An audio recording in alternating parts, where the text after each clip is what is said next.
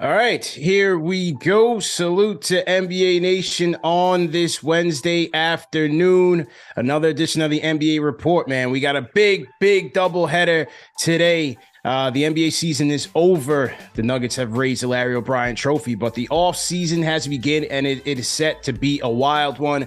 Joining us first is our guest. He covers the NBA for Sports Track and also hosts his own podcast called The Front Office.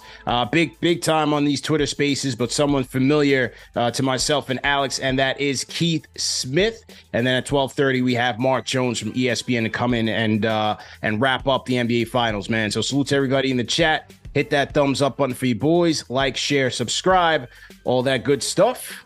Keith, welcome back, man. How you doing? I'm doing well. Thanks for having me. I'm honored to be Mark Jones' warm-up act, man. That's a big get. I'm happy for you guys. Absolutely, man. Appreciate it. Absolutely appreciate it. So yeah, let's get right into it, man. Lots to talk about. You know, finals are over, and as we kick into the new league season, there's some salary cap ramifications that could come into play here that could shape this league for years to come, man. Let's just give the people, high level what this new cap will entail and what some of the new penalties will be for teams that are struggling to manage their salary cap. Sure. So to keep it, super high level here without, putting everybody to sleep in their midday nap, it is essentially what's happening is in the new CBA, which will start on July 1st. The NBA is trying to force the teams that are way up here in salary down and the teams that are way down here in salary up, right? They want everybody to be kind of playing around the same area in the middle. So what they've done is they have made it very restrictive on those most expensive teams. So let's just call it like it is. Warriors and Clippers, right? Like that's the teams that are out there right now that are immediately facing this. There's a handful of other teams that have concerns, but those are the two teams that are already, way past that. So what they've done is, in lieu of a true hard cap, which was never going to be a thing, if that was something the league was still pushing, we'd be talking about a lockout and a whole boring summer to come instead of, all the fun we usually have. So what they did was they made it extremely restrictive on those most expensive teams. So what they're going to do is over this year and next year. So this is kind of a 2-year phase-in process, if you will, with a lot of these changes. Those teams will effectively be eliminated to re-signing their own players, signing their draft picks, and signing minimum contracts. So the example I always use is the Warriors last summer, super duper expensive, use the taxpayer MLE to go get Dante DiVincenzo, and a whole bunch of people are like, how does this keep happening? Like, how do they keep adding talent to this team? They won't be able to do that anymore. So that's going to be out the window. They and that starts right now. They won't have that taxpayer. The other things that you may have heard, like trade rules changing and potentially freezing draft picks and trade down the line and draft picks dropping to the end of the rounds, those will all start a year from now in the summer of 2024 is when most of those rules will kick in. Basically, because there's such big changes coming, the NBA is telling these teams, you've got a year to get yourself in line, get it figured out, and then we'll go forward. And if you're still super expensive, then here's all the things you get dinged with. On top of that, less concern for fans, obviously concern for ownership groups.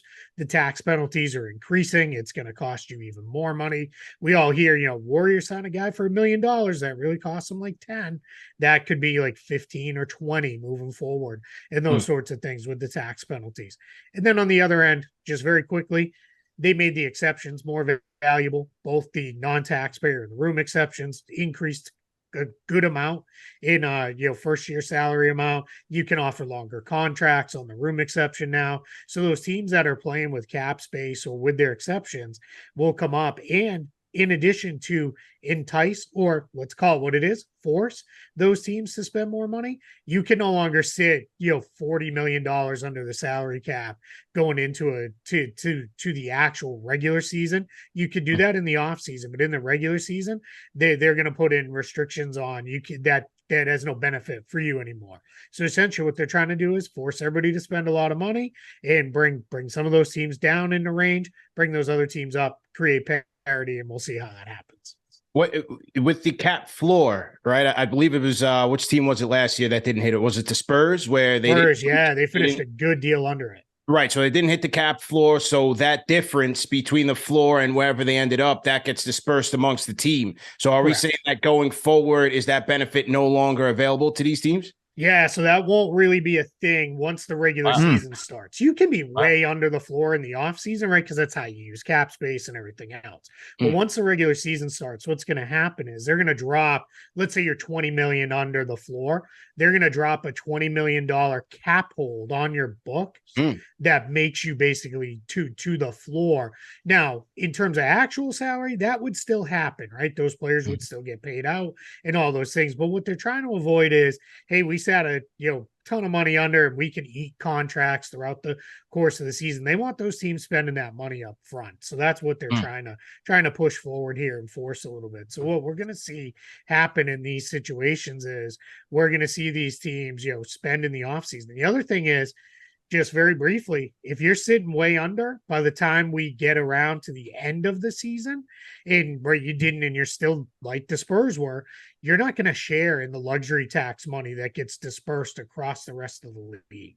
So there's Mm. really no benefit to being there, because what they want to avoid is teams that come in and operate of, hey, we'll just spend the minimum, we'll make a ton of money at the end of the year, more than what we have to pay out the players anyway, and off we go. So those are the things that are going to change and tweak and adjust, because it's not just about the most expensive teams.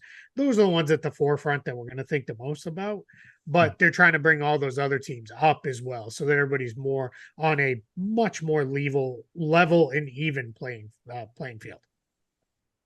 Now on the champion Nuggets, we give credit to Calvin Booth for adding on the necessary complementary pieces around Nikola Jokic and Jamal Murray. They did acquire Aaron Gordon last year, big move. I thought, or 2 years ago, last year's offseason pickups of KCP and Bruce Brown certainly took them over the hump. But they've got a big decision to make with Bruce Brown now, because according to Bruce Brown, he didn't have many suitors in the offseason last year. He signed the 1+1 with Denver at $6 million per year, player option on the second year.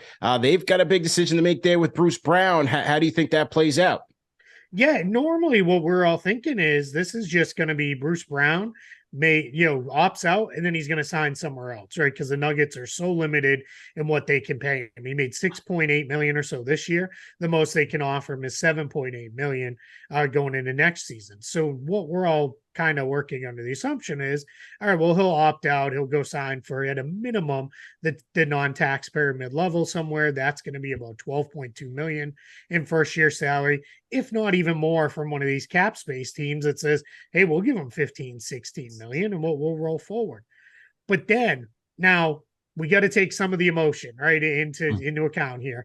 But right after the finals, he says, I want to stay, right? I want to stay in Denver. And there's definitely emotion involved there. But what we could see is a Bobby Portis type situation, which is what happened with the Bucks, which was opt out, re-sign for the minor bump in pay.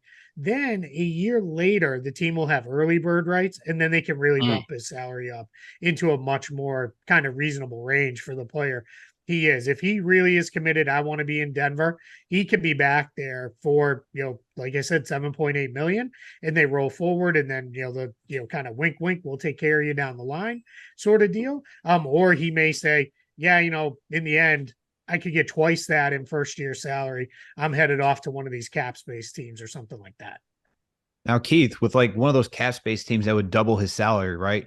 How would that impact them building a team wise? Because what has been discussed throughout the entire league is that you're going to have two guys on big contracts, and then it will be difficult to build out a well-rounded team. So for someone like Bruce Brown, who's thinking about that, does that mean he's going to a team like the Spurs then, who doesn't really have that much talent, and you're trying to compete there? Or does he still have to take less money if he wants to compete on another team?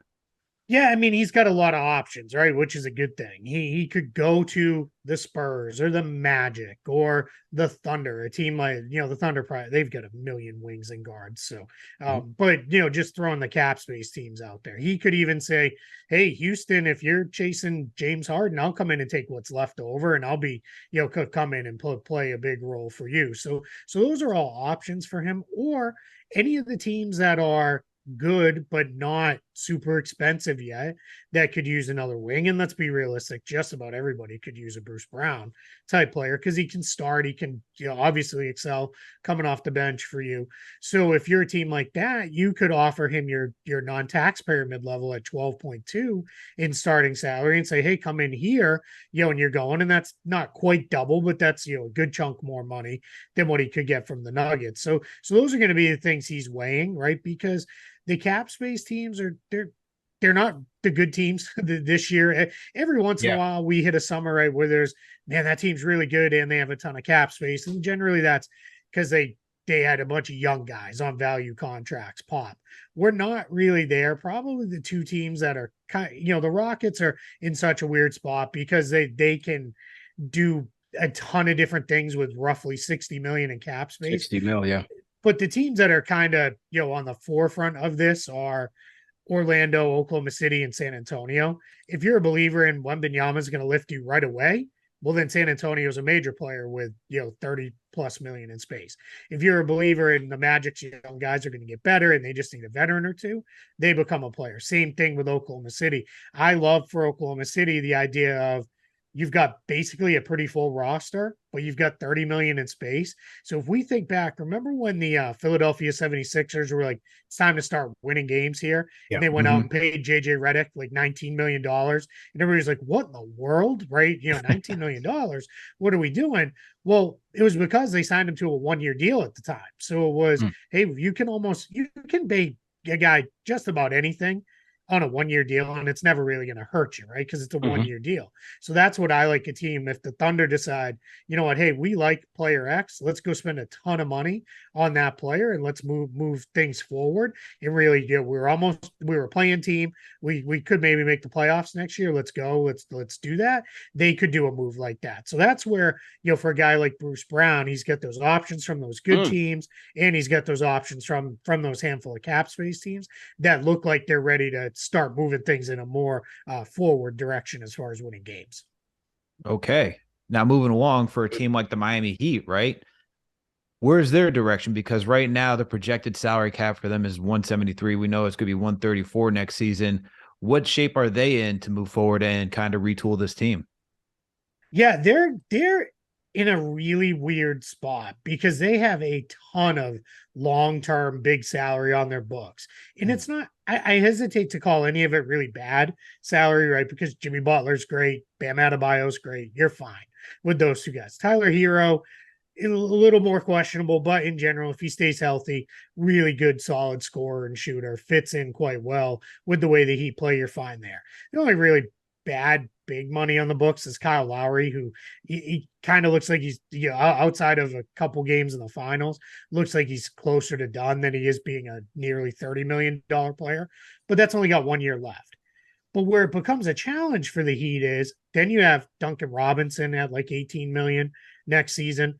Well, thank God for his rebirth for them in the playoffs, right? Because now that doesn't look so bad. Where it didn't look so great previous. So that was a challenge. And then you've got Victor Oladipo, who got hurt again. He's likely to pick up his player option for 9.5 million. So that's just a lot of money on your books. And I didn't even get to Max Strus and Gabe Vincent, two guys who started for the majority of the year and all the way through the playoff and finals run. They're both coming off minimum contracts. So they both want paid. Right. So they're both going to want paid for the first time in their careers. And that's where everything gets really tricky for Miami, because if you pay both of them, let's just say, I don't know, $10 million a year for each of them. That's probably a little shy. Yeah. Let's just say that's where it landed. Now it's $20 more million on your books.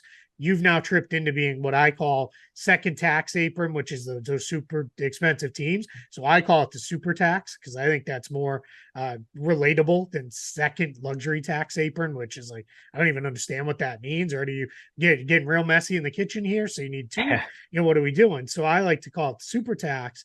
So when you hit that, now all of a sudden you're there as Miami. You've got a bunch of restrictions on how you're building out your team, and it just gets really, really complicated. So very, very difficult to navigate summer. But if there's anybody who can do it, and I trust you through it, it's that Miami front office, because they're one of the best in the league. Okay. And then because we hear the rumors about Dame Lillard, right? And maybe Portland moving off of him. How would Miami be situated then with this cap situation to go get someone like Dame? And where's it put right them now, afterwards? sure, If they yeah, did do right a trade like now. that. Right now they can go get him, right? Like the challenge is if you wait a year, it's going to be a lot harder because then you're sitting on all that stuff. What I say to everybody is, what do they send it back to Portland in a deal, right? And I say that with full recognition of superstar trades rarely deliver the massive monster haul that people think now. And it's unfortunate because now everybody's brains are almost poisoned because of the Mitchell and Gobert trades and everything those teams got, and even the KD trade. But historically, star trades have not given you back, here's 4 good players and, 4 draft picks and all that stuff. Generally, it's kind of one or the other, right? You get a bunch of picks and then all the players are kind of okay. Miami can trade some picks and they've got some okay players, but for the most part, you got to talk Portland into, hey, can you take Kyle Lowry and Duncan Robinson, right? Like, and then we'll plus it up with picks because it's not like they've got 2 or 3 younger guys that are just kind of sitting on their bench that, hey, these guys are pretty good and we can go. So that becomes a little bit of a challenge. You'd have to really be selling Portland on, hey, get out from under that contract. Maybe they could expand the deal and say, all right, you know what? We'll take back Yusuf Nurkic's contract. And then you're really now resetting around full youth and you're moving forward with very little long-term money on your books if you're Portland. And maybe that's a way you kind of plus it up. But the challenge is, meeting what's going to be, a major ask if Portland goes that way with Damian Lillard, that's going to be the tricky part for the Heat. Absolutely, man. So to NBA Nation, at this moment in time, we are talking to Keith Smith, front office insider, man, covers the NBA for Sports Track as well as the Front Office Podcast. Hit that thumbs up button for you boys. Call us up 657-383-1509 with any questions, or you can hit us up on the NBA Report Discord. Now, Keith, as we talk about Dame, there's a lot of talk about the number 3 pick. In the draft, what will Portland do with that number 3 pick? Now there's talk that the Pelicans want to move up to try to get maybe a Scoot Henderson, maybe it's a Brandon Miller. Could Brandon Ingram be on the block? Could Zion be on the block? I mean, so many moving parts there. The NBA draft coming up in just about a week, June 22nd. What do you think David Griffin is thinking here in terms of, is he trying to rebuild now around the Scoot Henderson? Do they bail on the Zion experiment? Zion with the injury history can't stay on the court. What do you think Griffin is thinking there? Yeah, and I'll start this by maybe dashing Pelicans fans' dreams. You're not getting up to 2 or 3, which is the rumored target spots for them, without trading Brandon Ingram or Zion Williamson. You don't have the assets. No to chance. do that with. No chance. Right. And I've seen people, well, what if they started trading the Milwaukee picks? Yeah, that's cool, but still not enough, right? Like you're just not getting up that high in the draft. So really what that becomes is for New Orleans is, are we open to moving on from, some of these, high priced guys? And Ingram has, it's not like he, everybody screams about Zion and all the games missed. I think Ingram's been the picture of health either, right? He misses quite a few games himself. So my guess is if they want to go that way, I tend to think it's more Brandon Ingram in play than Zion Williamson for 2 reasons. One, Ingram's going to he's only got a couple years left on his deal. Zion is just starting his extension. And I got to believe the idea is, hey, if we're going up to get Scoot Henderson, boy, we like the idea over the next 5 years of pairing him with Zion. And now we've got 2 of the better young building blocks because Zion's still pretty young, right? And, in terms of stuff, it just feels like he's been through everything you could possibly be through already in his career. So I think you're really in a spot with him of, you're looking at it, you're still tantalized by it. Boy, when this guy does play, he is so good. He's so special, right? He's an all NBA level talent when he does play. Brandon Ingram is very, very good. He's just a notch below what Zion can be when he plays. Yeah. So if you're looking to move Zion, your idea there is, all right, we're just going to punt. We're going to say, forget it. We tried. We gave it our best shot. We don't think he'll ever be healthy. We're moving on and we're going in a different direction if that's your move. But, for it to come out as early as it did, that says to me they're pushing hard to try to get up into one of those picks, either 2 or 3. And what's funny is because it's also those reports came very clear. Scoot Henderson's the guy they want. That gives Charlotte power at 2, right? Because Charlotte can sit there and say, hey, cool, you can get up to Portland's pick, but we'll just take Scoot at 2 then. Right. And then now you trade it up to, I mean, not saying, New Orleans maybe doesn't still like Brandon Miller, but if your real target was Scoot, all right, now you're going to have to come up to us, right? You're going to have to move up to us. And that gives Charlotte some power there. So that, for guys like me and probably guys like you, that makes this a lot of fun, right? Because it's pretty rare that a top 5 pick is really in play via trade. It only happens about once every 4 or 5 years. So now we're in a spot where that could really be in play, and that's going to be a lot of fun. Yeah, interesting indeed. It's almost like, the leverage Charlotte had in the LaMelo draft. Where a little bit, yeah. Trying to come up for LaMelo, for Wiseman, and Jordan was sitting there sitting pretty. Gonna be fascinating to see how things move there. I'll say too, sorry if I can real quick. No, go ahead. It happened a little bit later in the lottery, but remember when it was the Orlando Magic really wanted Elfrid Payton? All right, I know, old friend of your all's there, Elfrid Payton. Oh my God! But they really wanted him, and Philly said, "Cool, we're just going to take him, and then we're going to force you to draft the guy we want and trade us an extra first-round pick to go get him." Now, what's funny is that all got untied later when they ended up trading Markelle Fultz to Orlando too, and that whole thing got kind of wonky the way that all went ultimately as you chain it all together. But that's the kind of thing you're doing, right? If you know a team really has eyes, it's kind of like Danny Ainge when it was, hey, no, Philly really wants Fultz. The guy I want is Jason Tatum. And I know the Lakers aren't taking him at 2 because they're locked into taking Lonzo Ball. That's why I think the Hornets, we just got a report this morning of, hey, Scoot Henderson had a great workout with the Hornets. I think the Hornets are like, hey, don't lock us into Brandon Miller, right? We don't want to be fully locked in because we still want to put pressure on Portland. Hey, if you want Scoot, you got to get up here to get him. I'm sorry, New Orleans rather. If you want him, you got to come up to our pick to get him versus, hey, trade up to Portland's pick because Charlotte is definitely taking Brandon Miller. That's where I think some of that reporting comes out as well with that, as well as on my personal board, Scoot's my number 2 guy. I think he's going to be awesome.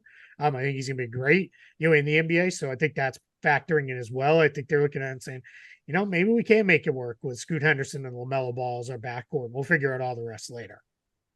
Once again, we are previewing the NBA offseason with Keith Smith. Salute to everybody in the chat, man. Hit that like button, hit that thumbs up button for you boys. Share these videos, and let's get to the phones. Area code 850. What's your name? Where you call it in from? 850. Yeah, this is Life Changes Land. Life. How you doing today? Good, man. Alex, Mark. Good, man. Oh, yeah, Mark's not here. We got Keith, but yeah, go ahead. I knew. Go ahead. Well, I'm enjoying your show. Appreciate what you guys do. Long time listener, first time caller. Here in Tallahassee, Florida, and I've been a Knicks fan for quite a while. I used to live in New Jersey, but I just love what you guys are doing. I love the program. I love the NBA report that you added to the show, and I just looking forward to more insight, more things that you guys are doing with the program. My question is, with the Knicks set up, and a lot of talk about trading Randall, which I don't agree with, but what do you guys think? What are your thoughts on a Randall trade? Yeah. Okay. Appreciate the call, man. I think Alex and I have touched on this ad nauseum since the Knicks season has ended. But Mark, where do you feel like the Knicks should go? I mean, sorry, you got me saying Mark. Keith, where do you feel like the Knicks should go in terms of Julius Randle and their offseason this year? Hey, at least you didn't call me Kevin. That happens all the time. I get Kevin and Smith, and I did not direct any Clerks movies, or I get recording in progress, or I get Keith Smart, and and I did not make a shot to beat Syracuse in the NCAA finals either. So, as much as I wish I had done either of those things, Randall, it's such a tricky spot, right? Because he's become such a key cog to what the Knicks have been kind of in this resurgence here over the last few years. He's been a tremendous regular season player, we've all seen some struggles in the postseason, right? We know, what they kind of go through there a little bit with that. And obviously last year's was heavily influenced, by an injury. My guess is they're probably going to keep him because I just don't see the trade that makes sense where it is like, this is the trade that makes you significantly better as a team than what you are right now, because it's very clear Randall fits quite well with what the Knicks have. Now, I'll acknowledge saying that having Jalen Brunson as the engine now that can drive the team and arguably should be the full engine that drives the team, you're in a different spot than you were, a year or 2 years ago, right? Where you kind of really needed Randall because you didn't have another on-ball playmaker. Now you've got Brunson, so that should open things up. I think you guys know I'm a massive Obi Toppin guy. I think he's really good, and I think he can play. It's just never going to happen, in New York as long as Tibbs is there, because Randall's going to play 38 minutes a night, and that's going to leave, Toppin with like 10 minutes because for whatever reason, they've decided those two can never, ever, ever share the floor together.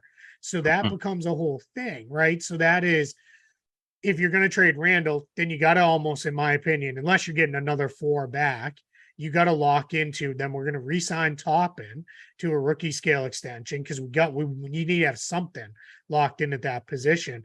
And then what is Randall coming in? Is it a wing? Is it a bigger wing to come in and replace?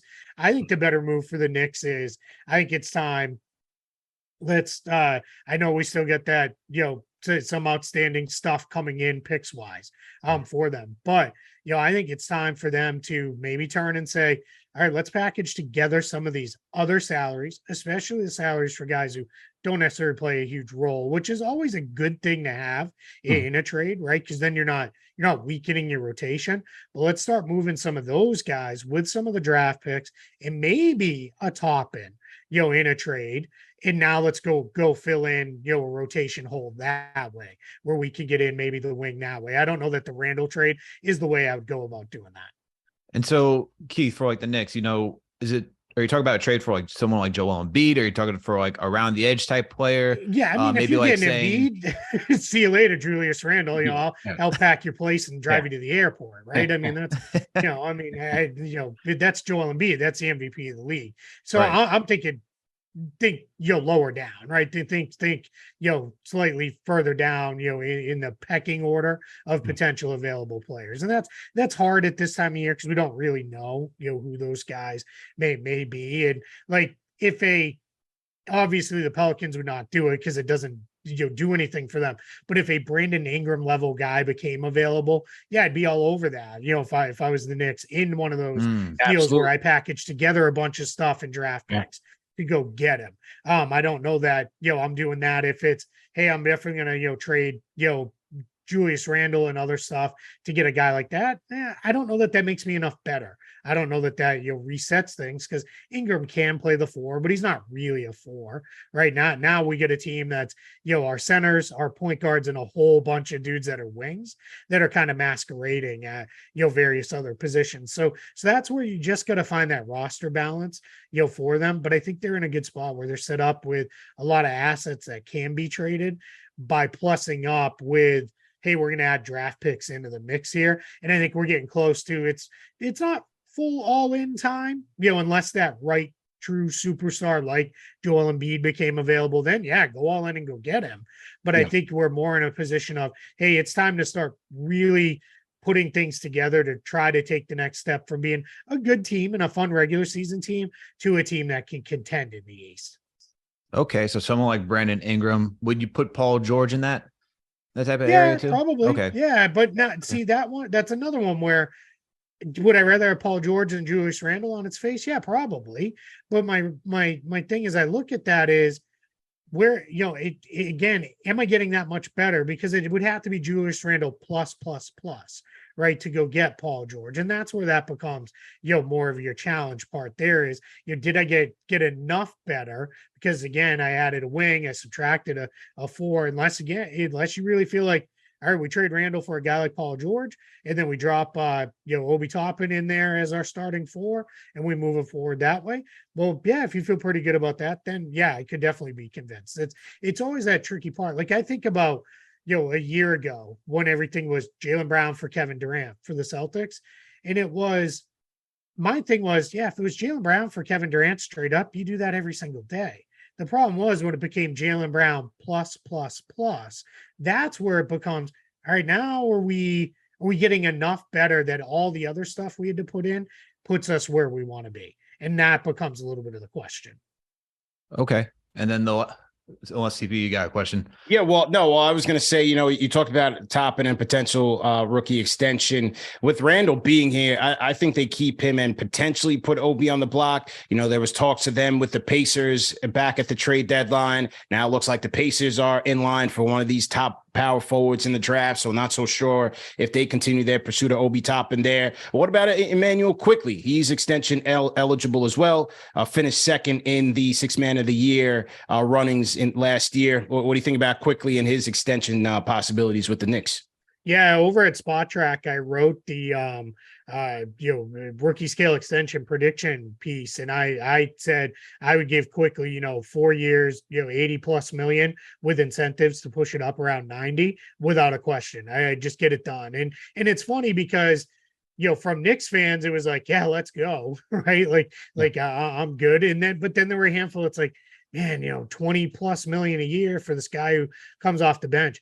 Well, 20 million is not going to be all that much over the mid-level exception in a few years. So that's where you got to just reframe your thinking, right? I keep saying 20 million. Not the same 20 million. Correct. Not 20 million is the new, the old 12 million, right? Like it's, right. That's, where it is. So I think what you start doing with a guy like Emmanuel Quickly is if you can get him locked up on a, what I think would be a very reasonable deal. That's great because what he's shown is he's great coming off the bench, right? He can play alongside Jalen Brunson when need be, because that's the big thing in the guard spot. You got to be able to play with Brunson. If you can't play with Brunson, then you have no place on this team. He can also start when he needs to, right? And play well and hold down the starting role. I know he drops off slightly, as a starter, but that's, not the end of the world, right? I'm not going to worry too much about that. And I think, if you can lock him up, now we got Brunson, Grimes, and Quickly locked in for at least the next 3 seasons. I feel good about my backcourt rotation. I could turn my eyes to other stuff on the roster. Back to the phones we go. Area code 203. What's your name? Where you calling in from? Oh, this guy's on a high-speed chase. You all right, mate? Hello? Yeah, hello. Are you okay? Yeah, I'm good. All right. It's Adrian from Connecticut. All right, man. Rapid fire. Let's go. All right, rapid fire. I want to, first of all, quick shout out. Love what y'all do. Absolutely. You know what I'm saying? Everyone move over to the NBA Report, from Absolutely. Knicks Fan TV. So it's my first time on the NBA Report. So this was up. I appreciate my call. But I know everybody's talking about the second apron. Everybody's talking about how everybody is going to have 2 people, like 2 big names, and then the roster is probably not going to be it's probably going to be more top heavy, or you're going to have more vets and pieces. So my question is, we have Brunson on a beautiful deal, descending contract for 2 more years. Randall's number is not as crazy like Boston's numbers are with Tatum and Brown. So everybody's talking about potentially trading for a star.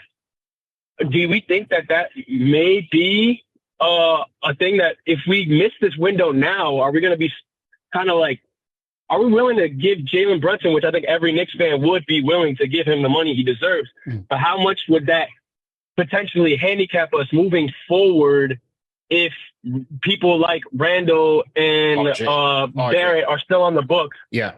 Okay. Got it. We got it. I just want to move it forward because we kind of pressed for time. So basically saying if they don't strike now or maybe within next year, that by the time they max out Brunson, you still have Barrett and Randall on the team, does it handcuff them from truly improving the team? Yeah, that's tough, right? Because you're in a spot with those guys where you have to be planning for the long term, but you never want to plan for the long term by completely sacrificing the short term when you're in a spot where the Knicks are, right? It's not like they are barely hanging in the playoff race as a play-in team. They comfortably made the playoffs. They won their first round series. So you really start looking at this as I'm not punting any of my stuff right now because I got to worry about what it might look like 2 years from now when Jalen Brunson's up for a new contract. I think I'm more, concerned with let's take advantage of where we're at right now, where, if we can go get a star now, and it's got to be a star that fits. Let's go make it happen because we have, Jalen Brunson. It's funny because, a year ago, everything was Damian Lillard, Damian Lillard, Damian Lillard. Now we don't really hear that related to the Knicks anymore because of Jalen Brunson, right? Because those two guys, I don't care, how good you are, you're probably not going to be a very good defensive team with those two as your starting backcourt, right? You'd have to have all defense guys 3 through 5.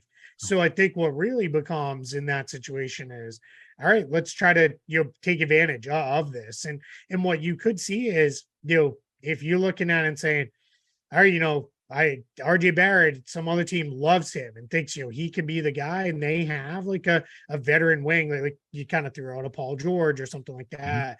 If the Clippers were looking to reset their salary situation a little bit, maybe you look at moving RJ Barrett in that kind of spot. Cause again, he fits in with Brunson and would fit fine with that kind of player. But though that's going to be your focus moving forward. Not necessarily about, well, we'll go to the whole 2 stars and whatever stuff. We'll see, right? I mean, some teams are still going to build that way. Other teams are going to build with, hey, we're going to balance things out a little bit more, kind of how the Knicks have, right? With a bunch of dudes who make, 15, 25, 30 million. Like, and that's fine, right? The great thing about the NBA is we just saw the Nuggets proved there's no perfect right way to build a team, right? Everything is build your team out the way you think is best and go. And other, and then we'll see probably within the next couple of years, one of these teams that's built around 2 superstar players and a bunch of depth pieces, they'll probably emerge and push forward too. It's just the only thing I'll say on that is if you're going the 2-star route, you better be confident that your 2 stars are going to be there every game all the way through June. Because if they're not, now you're in trouble. You turn into what the Lakers were for last year, most of this season, which was, hey, without our guys, we didn't have enough depth to get by. And lo and behold, when it finally turned around for them is when they went and traded for a real functional roster, right? Yeah. Then they were able to move it forward. Yeah, I think, you're right on that, on the 2 stars and in that there's no, sure way to build a team. But I also think what we've seen, if you look at the Nuggets this year, you look at the Warriors dynasty, and you look at the Bucks when they won, it started with a legendary talent that you drafted in-house, right? Yep. Jokic, Murray, Giannis, Steph, Clay, Draymond, like the infrastructure. Even go back to your Celtics, right? The original, when that big 3 term started, it was Paul Pierce. And they had an upstart point guard drafted in Rajon Rondo. They were able to take a talented Al Jefferson, turn that into Kevin Garnett. Then they were able to get, so it's almost still seems to me is that you need that surefire draft pick that you can keep in-house and then go get the rest. With the Knicks, to me, it's RJ Barrett still has to show that he can be that guy and be a cut above the rest, above Quickly, above Grimes, above so on and so forth. Then you can maybe part with the rest of those guys and still have your core of, RJ Brunson, and then go get another star. You know what I mean?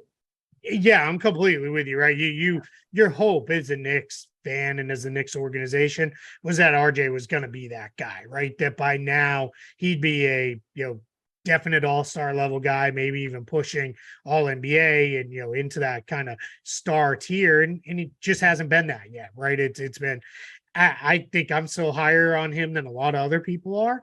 But there's still, good player, certainly a very good player. I don't think the contract's by any means a bad contract. I know some people screamed and yelled, but with where we're going, it's perfectly fine. But yeah, they don't have that kind of super duper star on the roster right now. And I love Jalen Brunson. I think, all-star level guy, all NBA level guy, maybe, this year was a little weird on the guard line. So that's just a hard group to crack in general. But with the whole new rules around, you got to play 65 games and get there, it may become a little easier for a guy like him who doesn't tend to miss a lot of time to pop in there and get to that level. Julius Randle's been an all NBA level guy. So yeah, you've got kind of the nice pieces, but yeah, you're right. You don't have the super duper star that's kind of anchoring where it's everything gets built around that guy. Because as much as I've sat here and said, you got to get pieces that fit with Brunson, I'm not making every single decision around Jalen Brunson, right? Like he's not that guy, right? Like he's very, very good, but that's, that, and I want pieces who fit with him, especially over the next couple of years, but I'm not like locked in. Here's my franchise guy for the next, half decade or more. I don't know that we're at that level, with him, but yeah, I mean, they're despite that, still in a pretty good spot, right? Where there's still some stuff to still be figured out for sure, but they're not in a bad place, and they have the ability to maybe go get that guy if that guy becomes available, as we see happen all so often. Well, you know what team? Yeah, get up. I was gonna say, I know a team that doesn't have a super duper star and doesn't have a really good situation, and that is the Washington Wizards. And so, Keith, you actually tweeted this stuff out earlier today, where it was you had was it something you tweeted this out? Something that's picking up more buzz is Kristaps Porzingis opting in for his $36 million with Washington next season. Under the old front office, the assumption was Porzingis would opt out and re-sign a long-term deal with the Wizards. He may take the money now and hit free agency in 2024. You then follow that up with, no matter what happens with Porzingis and Kyle Kuzma, who will definitely opt out, Wizards seem primed for a full rebuild. The team is expected to also consider Bradley Beal trades. That will necessitate working with Beal as he holds NBA's only negotiated no trade clause. So with all of that said, what is the outlook for the Wizards this upcoming offseason? Because their books is not necessarily great, especially with someone like Bradley Beal making $50 million a year. He's not that guy either that's could show that could be either fully available for you and could take it to the playoffs all by himself that we've seen other players do. So what's the move for Washington moving forward? Yeah, so if this was still the old Wizards front office, Porzingis was going to opt out. They were going to re-sign him to, a 4 or 5 year deal and keep it moving. They probably would have paid Kuzma a whole bunch of money and, said, all right, let's go. We still got Porzingis, Kuzma, and Beal, and if we're healthy, we'll compete for a playoff spot. The new front office has been very open almost at every turn, whether it's in, exclusive interviews or, in press conferences of, hey, we have been given the go-ahead to fully rebuild if that's the direction we feel we need to go. And that's very different, right? They've been for years now, a couple of decades of let's just be good enough to be a playoff team, right? That's where our comfort level lies. And there's a handful of franchises that go that direction in the league. So now with the new front office, it's no longer a lock that those things are going to happen, right? I think Kuzma's gone. He's definitely opting out because $13 million is way undervalued for him. And I don't think the Wizards are going to say, all right, we'll pay you $25 million a year. I think it's very likely he's going to find that from another team because all of these cap space teams, one thing that they almost all have in common, they can all use a combo forward who can score, right? So as you look at those teams, he could definitely go get a ton of money from one of those teams. Porzingis is in a weird spot because it sounds weird to say he'll opt in to be part of a full rebuild. But I think what he's going to do is say, oh, shoot, a 30 million plus a year deal, probably not sitting there for me if I opt out from Washington, and probably not out there from another team. If he opts out now, I think it's because, let's be grown-ups here and be reasonable. Guys have a sense of what's available to them well ahead of free agency starting, right? Yeah. So if he knows, all right, I've got a pretty good deal sitting there, then maybe he opts out and he knows, hey, Team X is going to sign me to a whole bunch of money and we're going to move forward with them. Otherwise, I think what's now picking up the buzz, and I'm hearing more and more, is he opts in with the idea of, hey, whether they trade me or not, whatever they want to do, that's on them. Then I'll hit free agency a year from now, and we'll figure it out in the summer of 2024 when there'll be teams with cap space. There'll be teams that are looking for stuff. He's coming off, in my opinion, the best season he's ever had in the NBA. He stayed mostly healthy, and he was dominant at times for them. It got missed because the team stunk. Then you go down to Beal. The only problem with trading Bradley Beal is he does have that no trade clause. So he can block a trade to anybody. So if they're up and like, hey, you know what? We're going to trade you to Charlotte because they really think it's there. He could say, nah, I'm good. I don't want to go. Nope, not happening. And then it becomes, all right, well, what about this team? What about that team? And until it's where he wants to go, he can block any of those trades. And that was probably overkill. Well, not probably. It was overkill giving him that no trade clause when they re-signed him on top of a full max deal, on top of a player option, on top of a trade bonus, all the things they gave him. They should not have given him the no trade clause too in free agency a year ago. but they did, and now they've got to live with it and figure it out. So that'll mean working with him to find a trade if that's the direction they choose to go.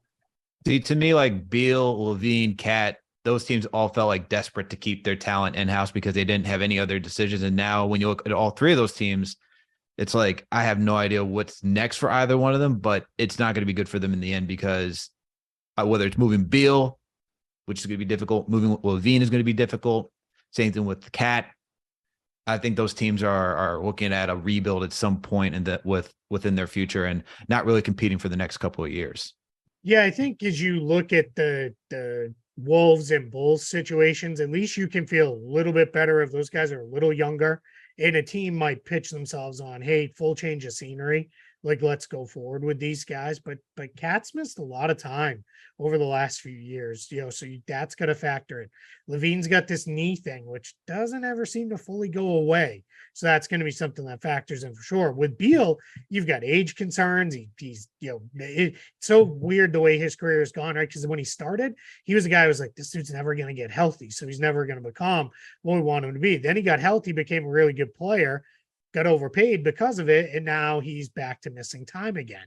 So that becomes a little bit more of a challenge of, all right, where do we go? But one thing we know is when there's guys who can score 25 plus points per game, there's always going to be some team that's going to say, yeah, with us, it'll be okay, right? We're the team, we'll figure it out. So they'll find a trade for these guys one way or another if they have to. Once again, we're talking to front office insider Keith Smith. So to everybody in the chat, hit that thumbs up button for you boys. Keith, the Lakers made a surprising run all the way to the Western Conference Finals. This was a team that was at one point the 13th seed in the West. Made some trades, got out from underneath the knots of that Westbrook trade and turned something into it. Got a surprise, and Rui Hachimura, Austin Reeves emerged as well. But now they're looking at two aging stars, two injury-prone stars, as you factor in LeBron James's age and now his injury history, missing a ton of games. What do you think happens with the Lakers this offseason? Obviously, Kyrie is the talk, but what do you think they go with things in the offseason? Yeah, it's that last part next last part that you kind of hit on there with the injuries for the two stars and their age. What do we think? Those guys top out at 60 games each, next year probably. And that's probably not in the grand scheme of things the worst thing in the world, right? As long as they're healthy by the time April rolls around and the playoffs are starting, that's all that really matters. But because of that, I think they're done with the idea of, hey, let's rip this whole thing apart. We'll have LeBron, AD, and superstar 3, right? And that's, most often recently been mentioned to be Kyrie Irving. A couple reasons for that. One is getting to Kyrie Irving's salary number.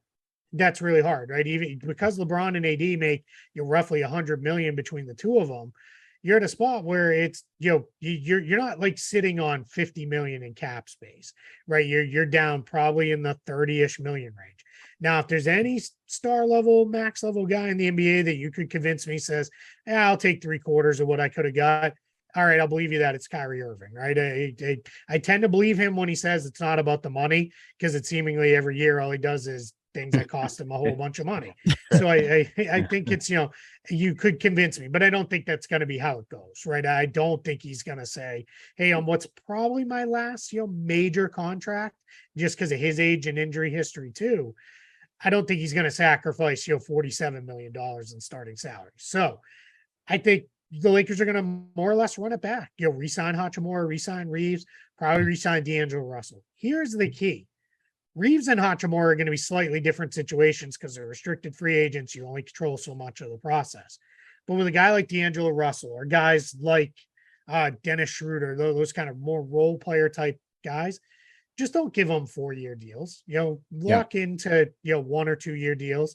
Kind of tie them to when LeBron could be gone, when AD could potentially be gone. Try to keep yourself as flexible as you can for the years moving forward, because we know when the Lakers have a ton of cap space, they're always going to be a player because they're the Lakers. It's Los Angeles. They'll be fine. What you can't do is just lock into 25-30 million for a whole bunch of guys. Then a year from now, LeBron opts out and is off to play wherever Bronny's playing, and now it's like, man, now we're stuck with this LeBron built roster, not built by LeBron, but built to maximize LeBron. And he's not here right now. Now we're stuck with a bunch of these guys for the next 2, 3, maybe even 4 seasons. And that's where you can't be. So I think, just be sensible with what you sign those guys to.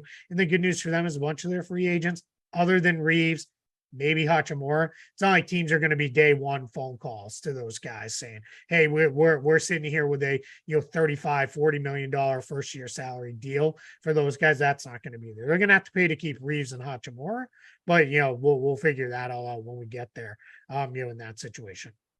And we know how teams that have built around LeBron look afterwards. We've seen that with the Cavs. We've seen that with Miami. So it's not good if you think about going in all that way. But hey, I hope the Lakers do, man. As an avid Laker, no, I'm just playing.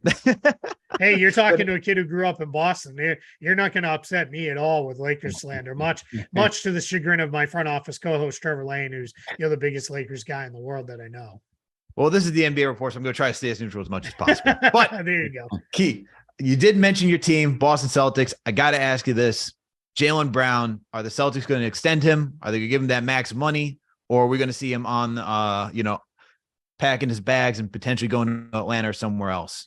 All right. So here's my take with Jaylen Brown. I think the Celtics offer him the full supermax deal that they can offer him. The full 35% of the cap, almost $300 million contract. I think they offer that to him just because you let tomorrow's problems be tomorrow's problems when you have guys like Jaylen Brown and Jason Tatum, right? If, a lot of teams would say, yeah, what a terrible thing to have to figure out how to build a roster around those two guys, right? So I think you let that be down the line. Now, my caveat to that is you offer him that at, midnight on July 1st when you're able to.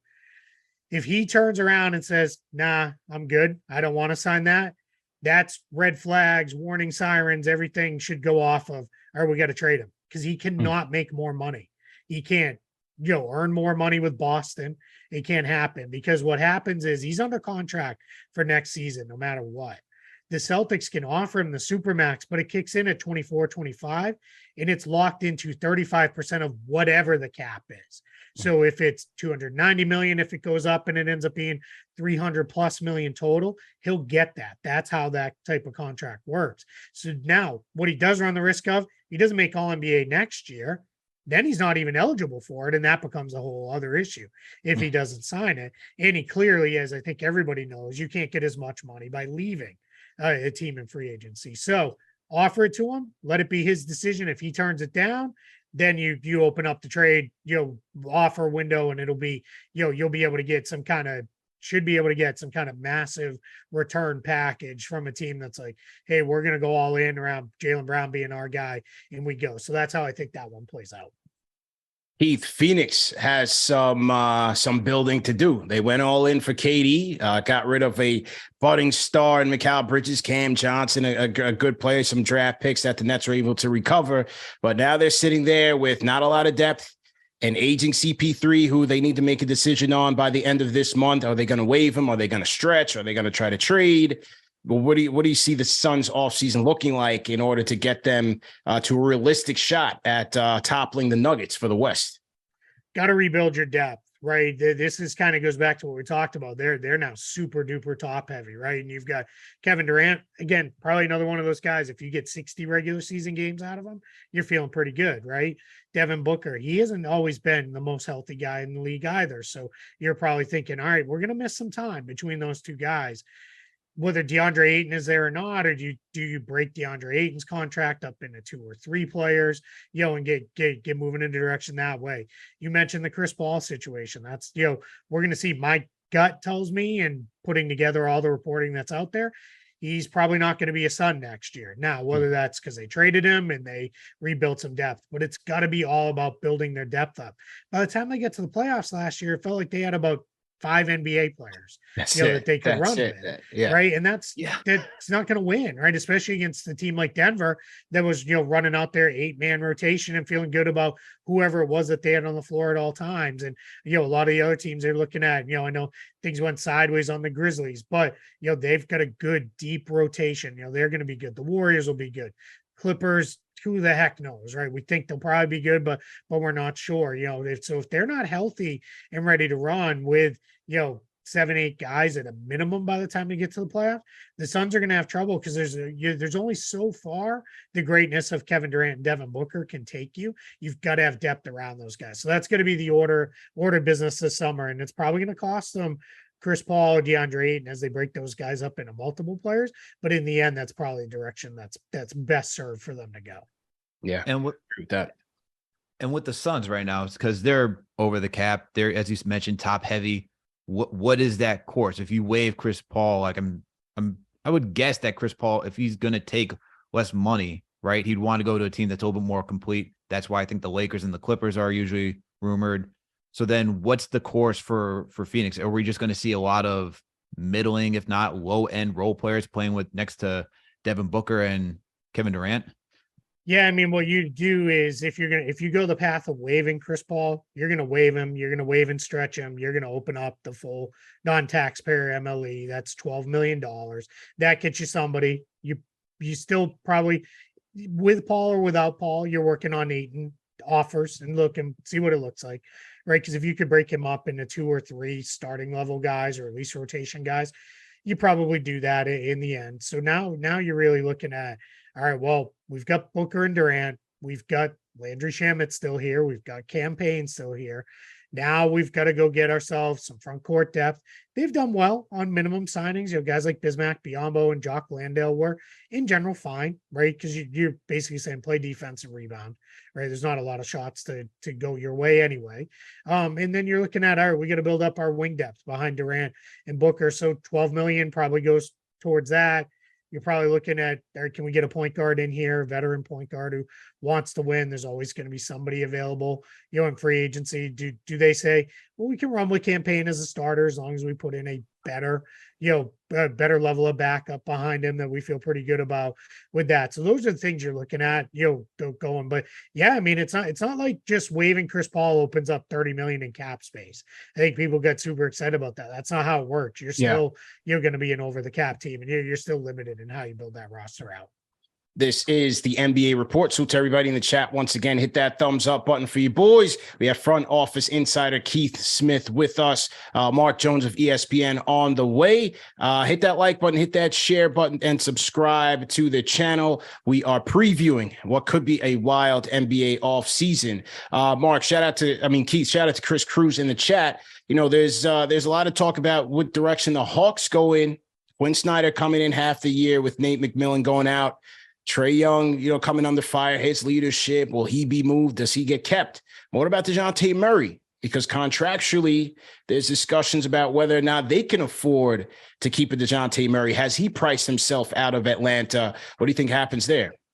Yeah, the Hawks have $500 million in guaranteed salary on their books. And that was billion with a B, not to go all Dr. Evil on everybody, but that's billion with a B. So, $500 million in guaranteed salary for a team that is pretty average, right? Like they're not terrible, but they're not great either, right? So what the challenge really comes in for the Hawks is you got to rebalance, right? You got to start doing some stuff because guys like Onyeka Okongwu due for an extension. You mentioned DeJounte Murray due for a new contract. He's not going to extend because even with the improved extension rules for veterans, it's still not enough to get him where he needs to be money-wise. So that turns into DeJounte Murray's in a spot where, all right, he's probably coming into free agency a year from now.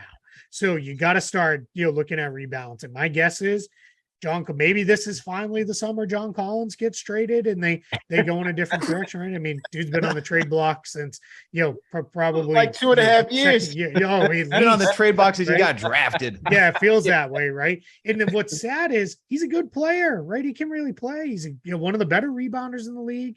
And I pulled this when I wrote their offseason preview over on Spot Track. Under Quinn Snyder, right, which was supposed to be all right, well, we're going to really get a sense of where this team goes. And I'm not going to go too crazy because it was only a handful of games under Snyder. It wasn't even a full half a season's worth. But he only took 9.5 shots per game. And it's not like that's actually slightly less than he got, under Nate McMillan. So it's very clear they've turned him into the third, fourth, sometimes even fifth guy on the floor, depending on who else is on the floor with him. They probably should not have signed DeAndre Hunter to the extension they signed him to. They probably overpaid there. So that turns into these situations where you got to get this figured out, right? So you've got too many guys. And then on top of it, right at the end of the season, out of nowhere, hey, we're going to also extend Bogdan Bogdanovic, and add a few more years onto his deal too, after extending Clint Capella. So a lot of overlap on that roster, a lot of guys signed. There's got to be something's going to give where you start trading some of the long-term money out for shorter term money. There try to get that into a position where we reset a little bit, right? And when we go into a spot where it's, all right, we're resetting. We open up the ability to extend Onyeka Okongwu because he's not now blocked or sharing the position with Clint Capella. Now we can re-sign DeJounte Murray. And then what you do is you give probably one more year, and then you start having real serious conversations of, all right, is our best way out of this?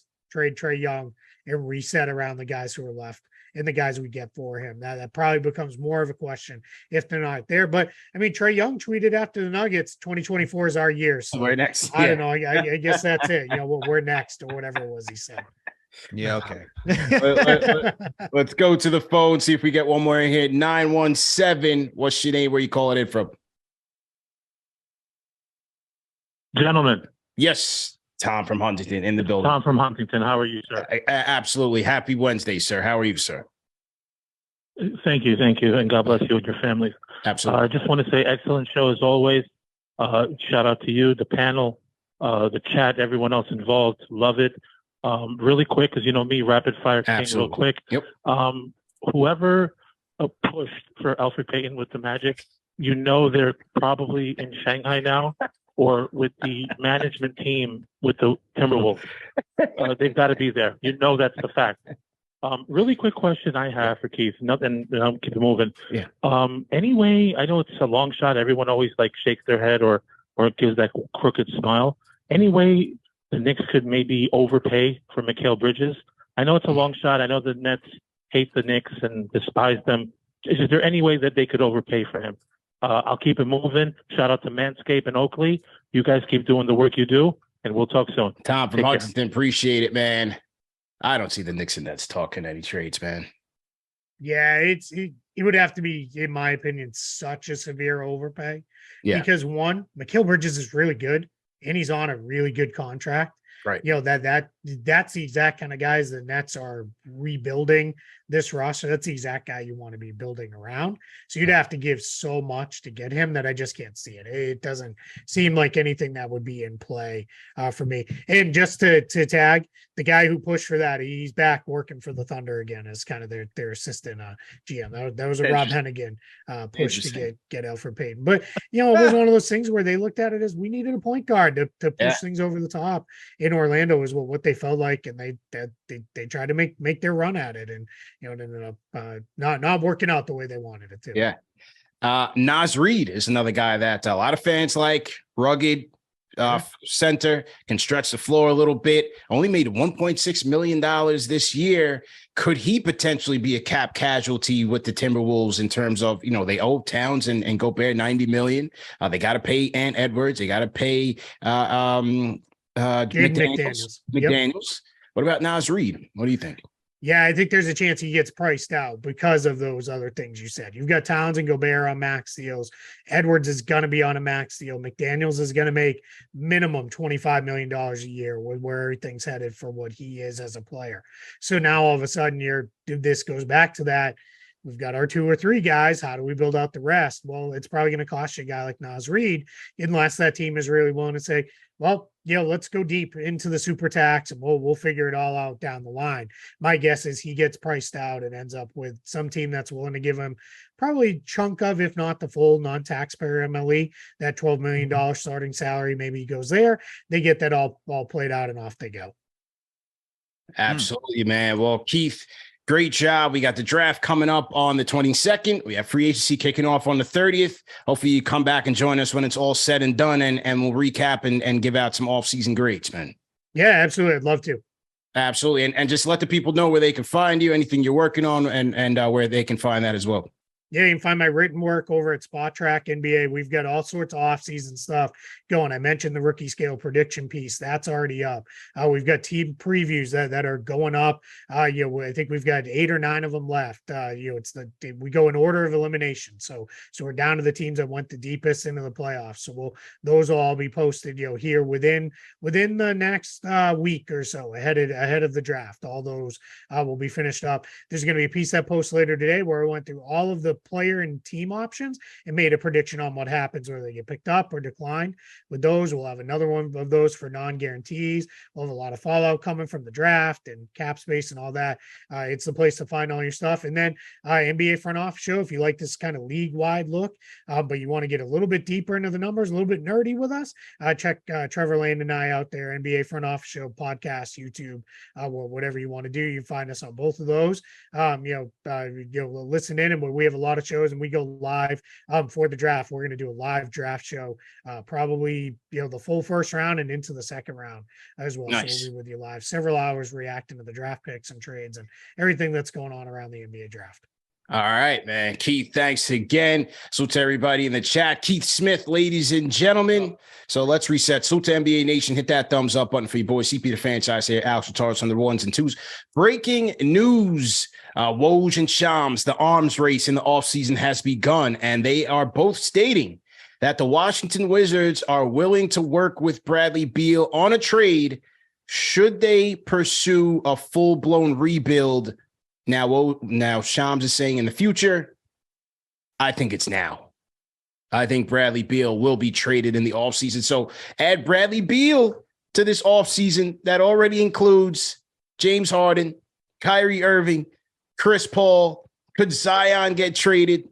This is going to be a blockbuster offseason, man. When you think about the names out there, a big draft, and then teams trying to maneuver to get healthy with their salary cap.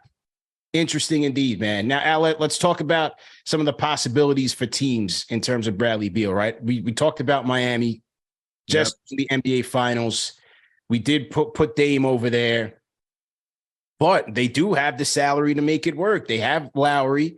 They have Hero, who's a young player the Wizards may want.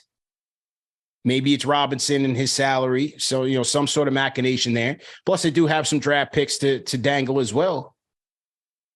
Could that be the play? Well, he has to waive his no trade clause to go there. Could that be the play?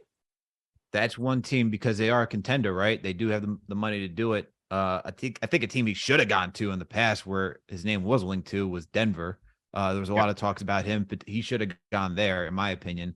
But if you just think about teams that he can agree to, in Miami, they don't even have to have the draft picks because he still has to agree to it, right? So you don't even have to say, hey, OKC could potentially give the best deal, right? Because they have all the draft picks and everything, but he can say no. So Washington is not going to come out of this being victorious out of this deal. So we don't have to think of that in that nature, as Woj already reported. So Miami. Is it the Clippers? Is it the Lakers? Are those two teams? Add Bradley Beal to the Lakers, give him more a lethal shooter.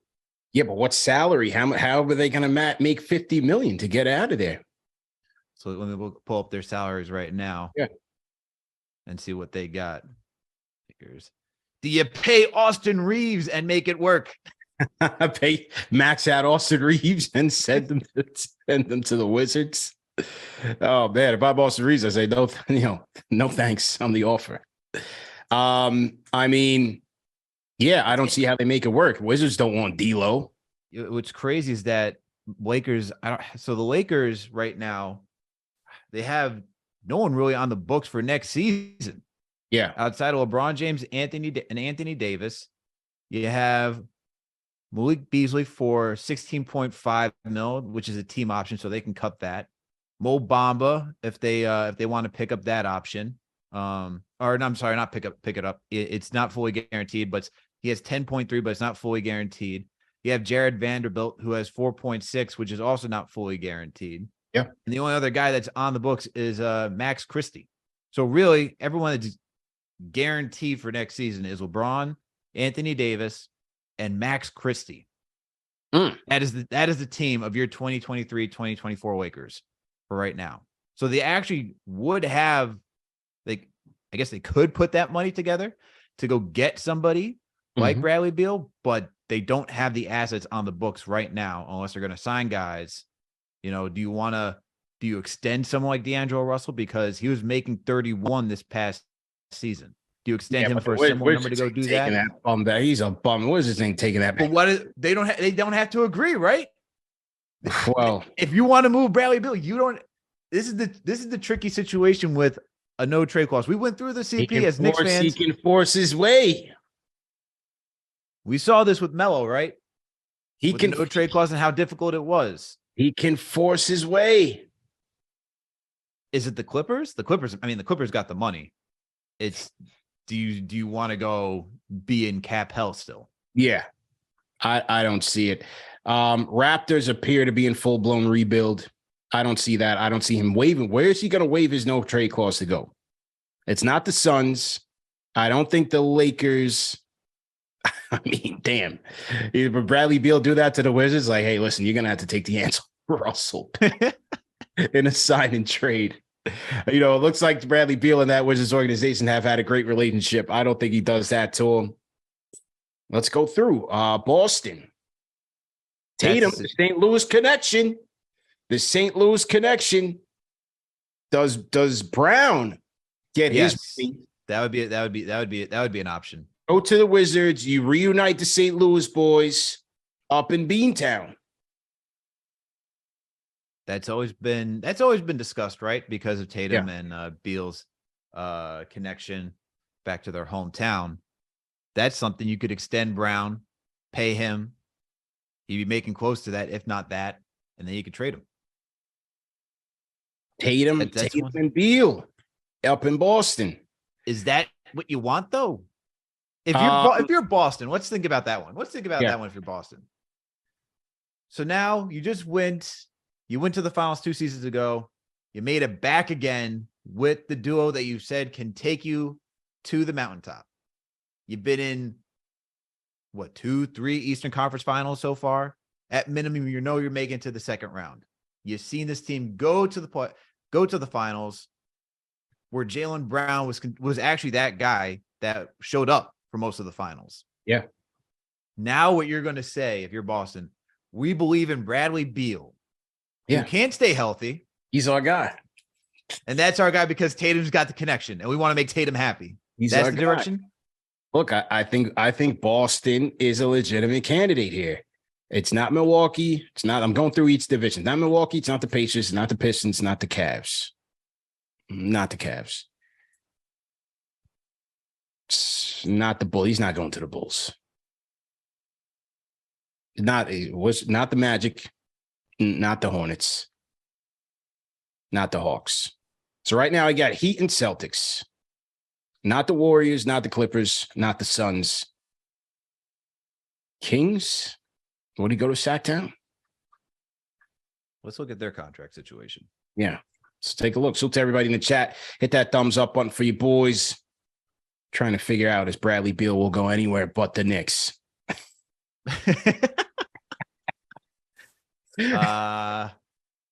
Let's see.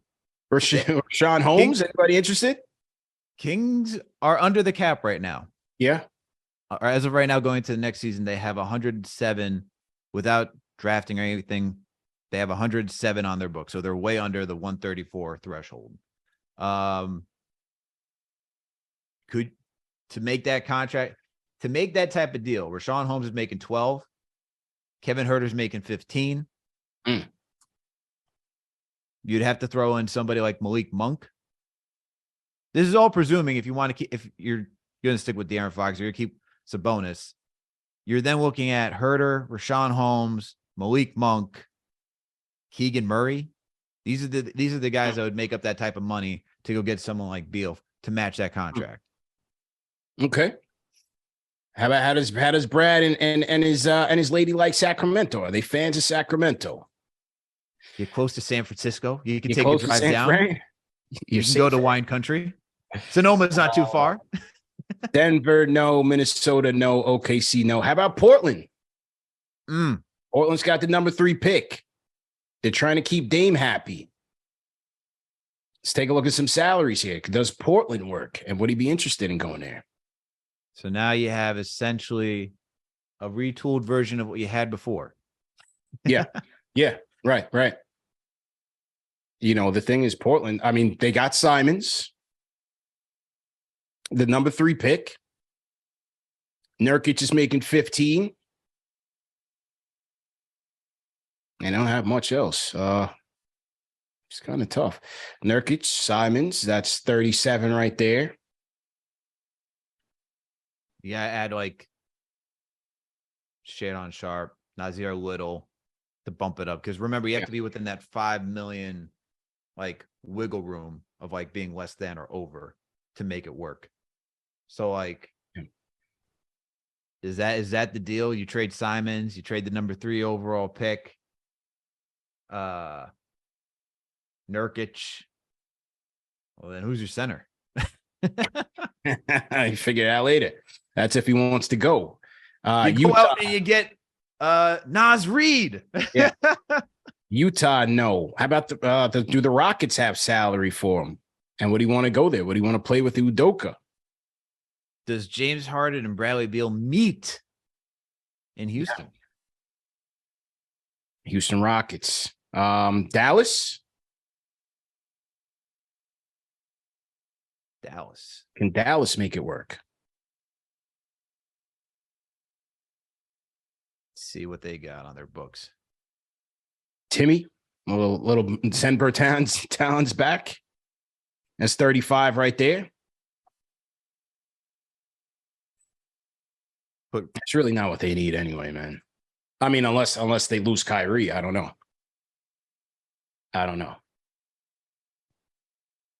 See, this is where this is where you, as a player, I get like Beal wanting to protect himself, but when you get that much money, now you just make it 10 times harder to be dealt. True. Well, could be the Knicks. We'll see. We'll talk about it. Let's table the conversation here.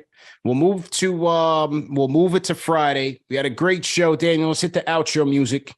Let's move this over to Friday. I'm gonna hit up my guy. We'll see if we can get some Wizards people on here on Friday and go forward, man.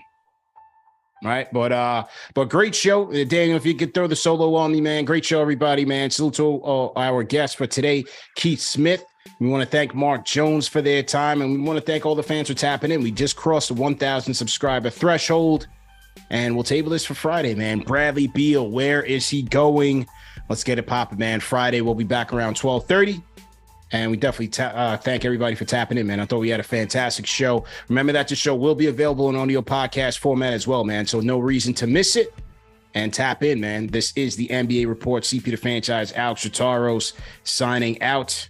Great show, everybody. Peace.